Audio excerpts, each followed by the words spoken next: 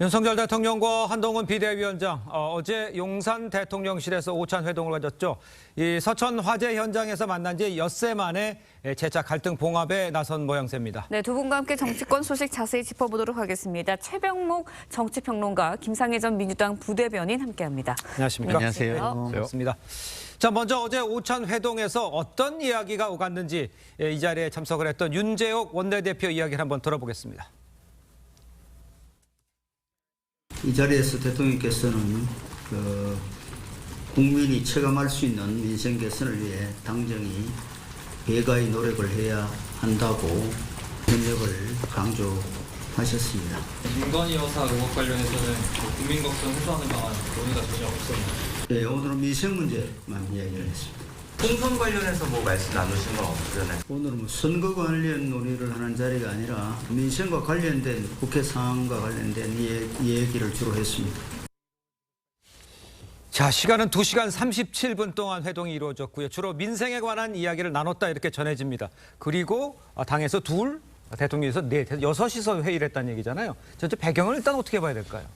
일단 이제 국민의힘과 용산 대통령실 간의 갈등이 있었다. 네. 뭐 이런 것까지는 이제 국민들 앞에 다 확인이 된 사실이고요. 네. 자, 그런데 그 갈등을 봉합한다. 근데 서천 화재 현장에 가서 그 다음에 이제 대통령 전용 열차를 타고 귀경을 하는 와중에 뭐 1시간 남짓 정도 대화를 했는데 그때도 민생에 대한 대화를 나눴다고 설명을 했거든요. 그렇습니다. 근데 이번에도 2시간 37분 동안 오찬을 했는데 또 이렇게 됐다. 그러면 이제 갈등 봉합이 거의 끝났다는 걸 국민들한테 보여주고 싶어 하는 것으로 판단이 돼요. 예. 근데 그러면 실제 갈등의 출발점이었던 김건희 여사 명품 파우치백 이런 문제는 전혀 논란이 없었을까 그 안에서? 논의가 없었을까? 저는 뭐 없을 수가 없다고 봅니다. 예. 왜냐하면 그게 출발점이었기 때문에. 예. 그리고 그 부분에 관해서 윤석열 대통령이 조만간에 입장 표명을 할 것이다. 이런 언론 보도가 지금 다 나오고 있는 상황 아닙니까? 그렇습니다. 그렇다면 적어도 저 안에서 윤 대통령이 그 문제는 내가 뭐 이렇게 풀겠다라는 정도로라도 한동훈 비대위원장한테 설명을 해줬을 거라고 저는 보이고요. 예. 그다음에 이제 앞으로 그러면 총선을 어떻게 할 것이다. 아마 그런 부분을 주요 포인트별로 얘기를 했을 텐데 그걸 저기서 얘기했다고 하는 걸 아마 인정하기는 어려울 것이다. 그러면 또 뭐 당무개입 얘기 나오고 뭐 이럴 테니까 예. 아마 그래서 저렇게 발표를 하지 않았나 하는 게 제 짐작입니다. 네, 알겠습니다. 뭐 짐작이라고 말씀을 해주셨는데 일단 당정 갈등 해소됐다라고 봐도 되는 걸까요? 저는 그렇게 보이지 않습니다. 왜냐면은 해소가 됐다면 그게 어떤 세리머니얼한 모습이 자연스럽게 나와야 되죠. 어제 나왔어야 된다? 연출할 그러니까? 필요도 없고. 네. 그리고 그것이 지금 저 만남에 있어서 국민의 최대 관심사라는 걸 저기 앉아 계신 분들이 모를 리가 없는 분들이잖아요. 그렇죠. 그런 걸로 보면 그리고 또 기자가 그 회동 이후에 그 갈등에 대한 질문을 또 했는데 그걸 비껴나갔단 말이에요. 네네. 뭐 정면으로 그걸 답변을 했다기보다는 민생만 얘기했다 이렇게 얘기를 한 거면 제가 볼 때는 저 만남 이전에 이게 완전한 해소가 좀 어렵다는 걸 사전에 좀 타진하고 그 의제를 일부러 배제한 거 아닌가 이런 생각도 저는 개인적으로 좀 들고요. 네. 그렇다면 그럼에도 불구하고 저 만남은 왜 있었냐? 국민에게 부드러운 모습을 보여주기 위해서 그러니까 일종의 스무딩 오퍼레이션이라고 우리가 하죠. 네. 직접적 처방이라기보다는 그거를 약간 분위기를 완화시키거나 좋은 모습으로 연출하는 그 정도의 역할을 하기 위한 만남이 아니었을까? 저는 개인적으로 그렇게 생각합니다. 알겠습니다. 그렇다면 이제 문제는 이제 공천 과정에서 이제 재충돌할 가능성이 충분히 있다 이렇게 해석을 할 수가 있을 것 같은데. 그렇죠. 아니 김건희 명품 파우치백 문제도 재충돌할 가능성이 있습니다. 그 문제도. 왜 그러냐면 윤석열 대통령이 만약에 입장 표명을 했는데 그게 국민 눈높이하고 전혀 맞지 않는다. 그랬을 경우에 국민의힘 또는 한동훈 비대위원장이 어떻게 나올 것이냐에 따라서 재충돌 여부가 결정이 될 거고요. 네네. 자, 그거를 이제 일단락했다고 본다면 예. 두 번째는 이제 공천이죠. 그러니까요. 공천에서 이제 용산 대통령실 출신들 특히 윤석열 대통령과 가까운 사람들 뭐 있잖아요. 뭐 몇 명. 네네. 자, 그 사람들 공천을 어떻게 할 것이냐. 그냥 이른바 양지로 그 사람들이 지금 다 지원을 했는데 그대로 놔둘 것이냐 거기서. 예. 아니면 그 사람들도 윤석열 대통령 정부에서 혜택을 받았으니까 예. 당신들도 험지로 가라. 뭐 이렇게 조정을 할 것인가.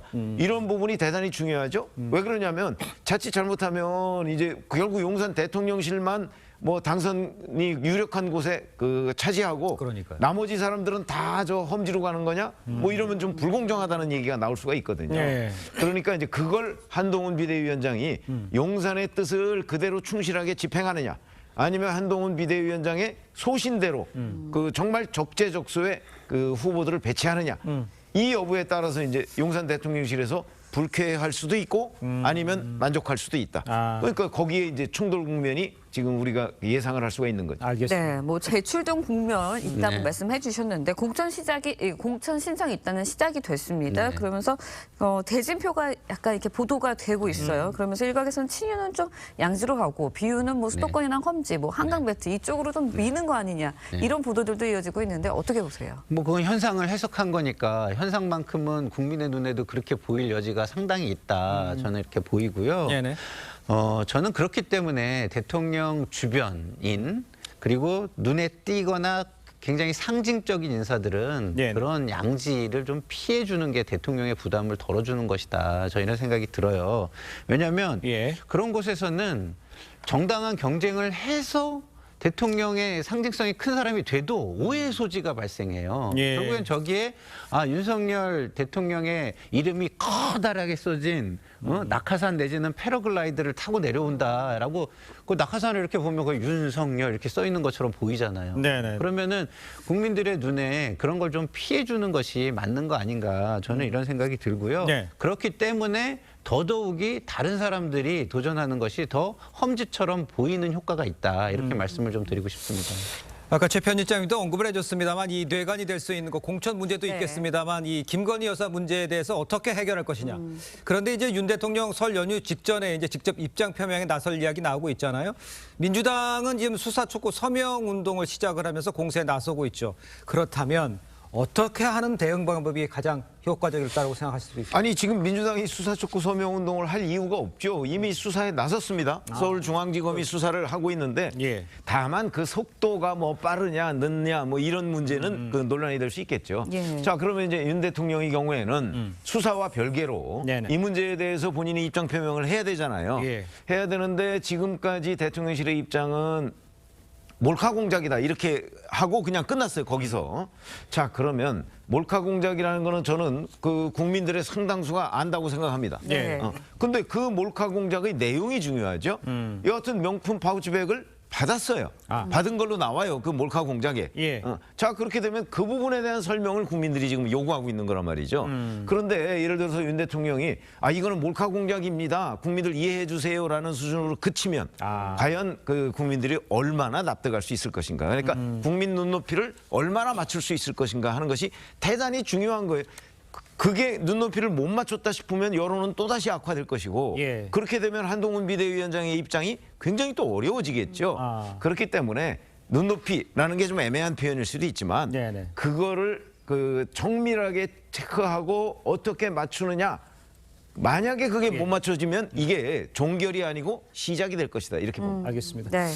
자, 그런데요, 네. 장관님 이걸 여쭤볼게요. 이제 민주당에서 봤을 경우에 지금 네. 정권 심판을 내세우고 있지만 이번 선거가 한동훈 비대위원장이 조금 이렇게 스포트라이트를 받게 되면서 네. 이게 정권 심판이 아니라 한동훈 대 이재명 이렇게 되는 프레임으로 좀 옮겨가는 게 아니냐 이런 지적들도 많이 나오고 있거든요. 민주당에서 속내는 어떻습니까? 이런 분위기는. 그러니까 그럴 가능성이 지금 보이는 거지 그렇게 됐다고 생각하진 않는 그렇습니까? 거예요. 예, 그래서 예. 경계심은 충분히 있죠. 자, 우리가 여론조사 한국갤럽에서 23일부터 25일까지 한 거 중에서요. 예. 국민의힘 대표 역할 수행 평가라고 해가지고 박근혜 예. 전 대통령과 예. 한동훈 비대위원장의 수행 네. 평가에 대한 지지율이 있어요. 네네. 그걸 보시면 알겠지만 지금 박근혜 전 대통령 그 당시 비대위원장과 한동훈 비대위원장의 긍정 비율이 비슷합니다. 그러니까요. 근데 부정 비율을 보세요. 한동훈 비대위원장이 월등히 높습니다. 24대 45. 예. 이건 뭐냐?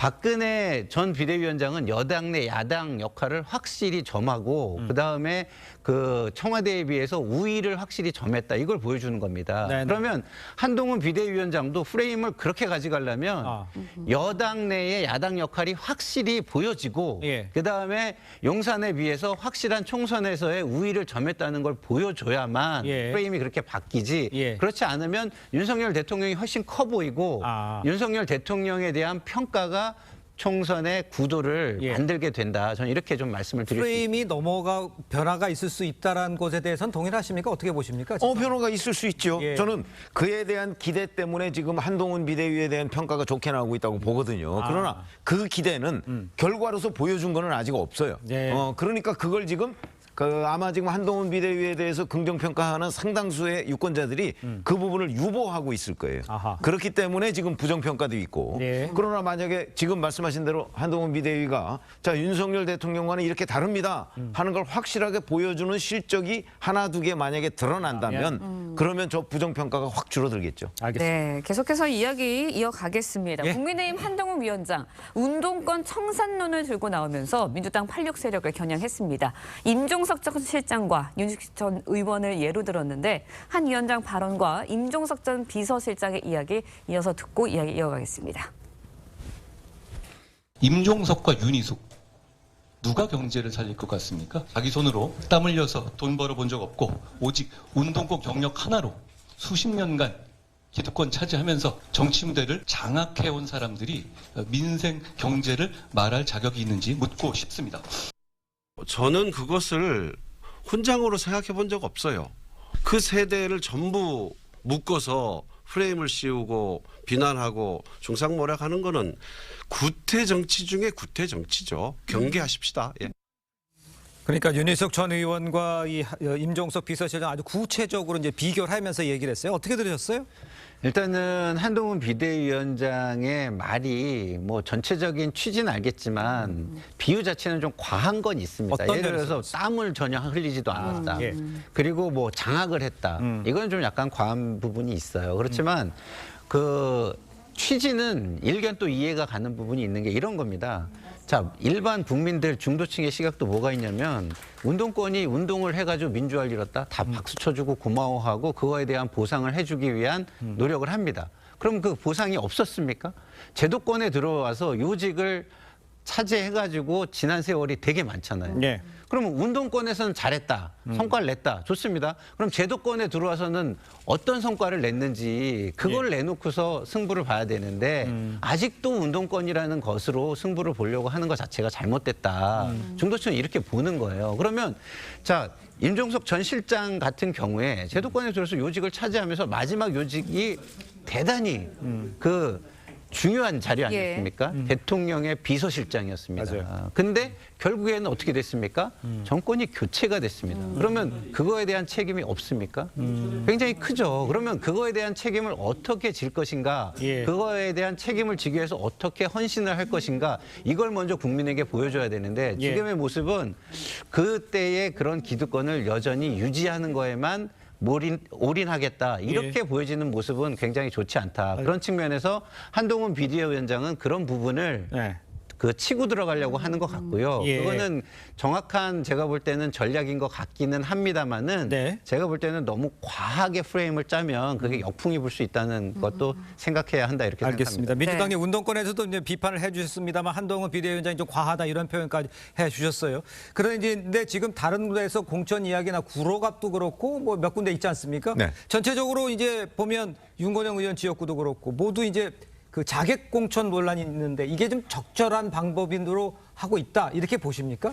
한동훈 비대위원장은 운동권 정지 청산 이걸 목표로 하고 그런 프레임으로 총선을 치르고 싶어요. 특히 수도권 총선의 경우에. 예. 그러다 보니까 지금 현재 이제 운동권의 대표 주자들이 있죠. 뭐 임종석, 이인영, 윤건영 뭐 정청래 뭐 이런 사람들이 있잖아요. 네. 이쪽에 이제 그 지금 현재의 당협위원장 가지고서는 경쟁력이 좀 약하다고 보는 것으로 판단이 돼요. 네. 그러니까 그 사람들을 이제 교체해서 그 사람들의 표적 공천을 하겠다 이런 건데 그건 이제 한동훈 프레임이죠. 한동훈 프레임이고 정말 이 표적 공천이 성공할 것인가 그건 아직 우리가 알 수 없는 거 아닙니까? 그런 점에서 본다면 일단 뭐 한동훈 국민의힘은 그런 식으로 이제 그 총선 구도를 짜서 네. 우리가 이렇게 승부를 보겠다 하는 것이고 그 승부에 대한 유권자들의 평가는 지금 뭐 아직 저희가 섣불리 단정하기는 좀 어려운 거죠. 알겠습니다. 네, 뭐 아까는 저 임종석 비서실장에 대해서 이야기해 주실 때 좀 더 전향적인 자세를 보여야 된다는 말씀을 해주셨거든요. 그런데 이제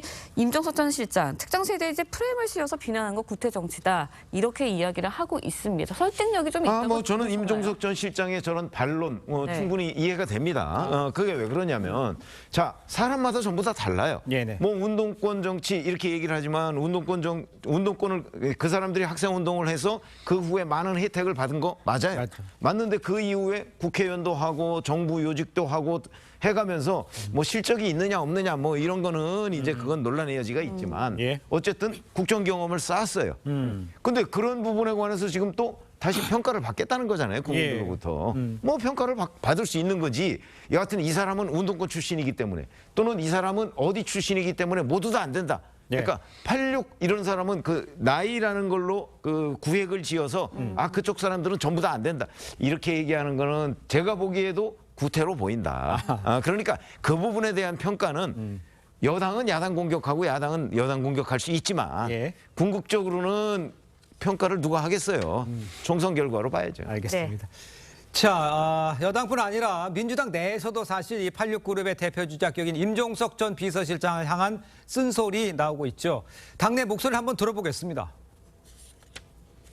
이런 젊은 뭐 후배들 입장에서는 임종석 의원님 정도 비서실장 정도 인지도면 정말 용산 같은 데 출마해야 되지 않았나. 그 정도 인지도, 그 정도 정치적 자산이면 정말 윤석열 정권의 중심에서 한번 맞붙어야 된다. 성동구에 등기쳤냐. 그렇게 항의하시는 분도 계세요. 자, 방금 저 녹취를 말을 한 분, 저분이 이제 김지호 당대표실 정무조정 부실장입니다. 네. 이재명 대표의 측근으로 지금 알려져 있죠. 임종석 전 실장 정도면 용산 같은 험지 나가야 한다. 자, 이렇게 얘기한 것에 대해서는 글쎄요, 그 친명의 이야기를 대표적으로 했다. 이렇게 이해를 하면 되겠습니까? 그렇죠. 친명의 이야기를 했지만 제가 웬만하면은 이제 친명 이러면은 당내에서는 강자 측 내지는 주류 예. 측에 속하잖아요. 당연하죠. 네. 그래서 강자가 약자에게 하는 말에 대해서는 저는 굉장히 비판적인 입장을 가지고 있는 사람입니다만은 예. 저 얘기만큼은 제가 동의를 안 하기가 어려워요. 왜냐하면 제가 좀 아까도 말씀드렸지만 정권 교체라는 어마어마한 사건이 민주당에서 일어났습니다. 그 책임에서 자유로울 수 없는 분이 임종석 전 비서실장이고 그다음에 지금 저 김지호 부실장이 얘기한 것처럼 예. 그 쌓아온 경력이나 무게나 상징성이나 이게 엄청 큰 분이기도 해요. 그러면 저런 분들이 보여줘야 되는 건 뭐냐. 국민에게 헌신하는 모습으로 예. 당을 먼저 앞세우고 그다음에 국민을 먼저 앞세운다는 진정성 그리고 그 진정성을 통한 어떤 감동 내지는 영향력 이게 있어야 되는 거예요. 근데 예. 성동 갑입니까? 글로 나가면 어떻게 됩니까? 성동갑이요. 성동갑으로 나가면 과거에 자기 지역구였고 자기 지역구를 친구에게 줬다가 친구가 나간다고 하니까 다시 본인이 가져온다면 아, 자기가 가져오려고 친구한테 나가라고 했나? 이런 오해도 받을 수 있고 예. 굉장히 모양이 안 좋다는 거예요. 예. 그런 측면에서 볼 때는 제가 아무리 비판적인 지금 주류지만 예. 주류의 이야기 중에도 맞는 얘기, 새겨들을 이야기는 있다. 저는 이렇게 말씀을 드리고 알겠습니다. 싶습니다. 네, 임종석 전 실장 뭐 일단은 예비 후보로 중구 성동갑에서 활동을 하고 있는 것으로 알려져 있는데 그래도 일단 공천을 받아야지 맞대결이던 모든 성사가 되는 거 아닙니까? 당에서 되는 공천 줄까요? 근데 민주당이 이 지역을 전략 공천지로 결정을 했습니다. 그러니까요. 그 얘기는 일단 그 임종석 전 실장에 대한 전략 공천을 위해서 그 지정을 했을 것 같지는 않고 네네. 아마도 임종석 전 실장을 그 지역에서 배제하기 위해서 전략공천지로 결정한 것이 아닌가 저는 그렇게 봅니다. 그렇기 때문에 이제부터는 전략공천지라는 게 이재명 대표가 그 자리에 아무나 하여튼 자기가 뭐 원하는 사람 갖다가 공천하면 되는 거예요. 네네. 그게 전략공천지입니다. 그러면 아마 임종석 전 실장이 저 자리에 공천을 받기가 쉽지 않을 것으로 보인다. 예. 이렇게 보면 임종석 전 실장이 저 자리에 못 가면 뭐 이제 다른 선택을 해야 되겠죠. 예. 그래서 저는 기본적으로 뭐 86그룹은 뭐 용퇴해라. 지금 뭐 김지호 정무조정실 부실장이 뭐 임종석 정도면 딴 데 가야 된다. 아니 그 다른 곳에도 지금 다 저 뛰는 사람들이 있어요. 예, 예. 그렇기 때문에 저는 기본적으로 자리 다툼이다. 아. 친문과 친명 간의 자리 다툼이다. 이렇게 봅니다. 알겠어요. 친문과 친명 간의 자리 다툼입니다. 그러면 제가 이렇게 여쭤볼게요. 피스프의 이재명 대표가 문재인 평산마을 방문하려다가 안 했잖아요. 그 네. 후에 만남이 없지 않습니까? 그렇죠. 그러면 만남이 이루어지면 이런 부분에 대해서 특별히 이제 임종석 비서실장은 좀 갔으면 내줬으면 좋겠다라는 이야기도 들리는데 그렇다면 그런 부분에 대한 조정들이 있을 수 있어요. 그래서 제가 보건대는 아마 문재인 전 대통령을 이재명 대표가 만나면 네네. 문재인 전 대통령이 이 친문 세력의 이번 총선 공천에 관해서 어떤 형식으로든 이재명 대표한테 얘기하는 게 저는 있을 거라고 봅니다. 알겠습니다. 그렇게 되면 좀 분위기가 네. 달라질 거다 이렇게 예상합니다. 알겠습니다. 자, 다음 소식도 빠르게 짚어보겠습니다. 제3지대 소식 짚어봐야겠습니다. 개혁신당 이준석 대표가요, 경찰, 소방 등 이 공무원이 되려면 남녀 모두 군 복무를 의무화하자 이런 제안을 했습니다. 이러니까 일각에서는 성별 갈라치기란 비판도 나오고 있죠. 어떻게 보십니까? 저 제안에 대해서. 저는 저거는 성별 갈라치기의 성격이 강하다고 봅니다. 그렇습니까? 왜냐하면 그 지금 현재의 불만이 쌓여 있는 쪽에 그 불만을 이용하기 위한 정책이잖아요. 예. 그것만 강조한 정책이잖아요. 그러면 제가 볼 때는 그것만 강조할 것이 아니라 이런 부분도 있으니까 이렇게 가고 그다음에 현재에 그러면은 그렇게 갔을 때에 현재 제도에서의 부작용이나 이런 거는 이렇게 보완을 하고 이런 것들을 다 같이 고려한 정책 발표해야 된다고 생각을 하고요. 네. 그리고 저런 정도의 논란이 있는 것은 한 번 정도는 공론의 장에서 걸러보면서 예. 거기에서 반론도 들어보고 이런 것들이 이루어져야 불만 있는 사람들의 불만이 다른 사람들의 입장을 이해할 수 있는 기회를 주는 장이 만들어지는 거 아니겠습니까? 네. 근데 그런 것도 없이 저렇게 불만만을 극대화해가지고서 정책으로 만든다. 그건 뭡니까? 정책으로 일부 계층, 국민 계층을 심판하는 것뿐이 안 되는 거예요. 그런데 지금 정치인이 정책으로 국민을 심판한다? 이런 모습은 표를 위한 것뿐이 안 되는 겁니다. 그럼 표를 위한 갈라치기라는 말을 비난을 피하기는 좀 어렵다 이렇게 보여집니다. 알겠습니다. 네, 그런가 하면 이제 이준석 대표 앞서서 노인 무임승차 폐지 공약을 내놨습니다. 이러면서 뭐 세대 갈라치기다라는 비판도 일었거든요. 이준석 전 대표가 내놓는 이런 정책들 어떻게 보시나요?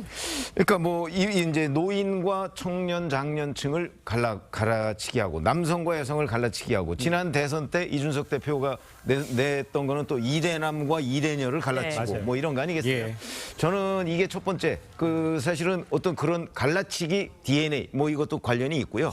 그다음에 또 하나는 예. 지금 이준석의 개혁신당이라는 데가 현역은 한 명입니다. 그렇습니다. 아마 어떤 정책을 발표해도 기사가 안 될 겁니다. 그렇죠? 그 기자들이 잘 안 쓰죠. 그래서 저는 근데 이런 거 하면은 쓰거든요. 그런 노이즈 마케팅의 일환이다 이렇게 생각합니다. 알겠습니다. 네. 노이즈 마케팅의 일환이다. 이렇게 지적을 해주셨습니다. 자, 두 분 말씀 여기까지 듣겠습니다. 고맙습니다. 고맙습니다.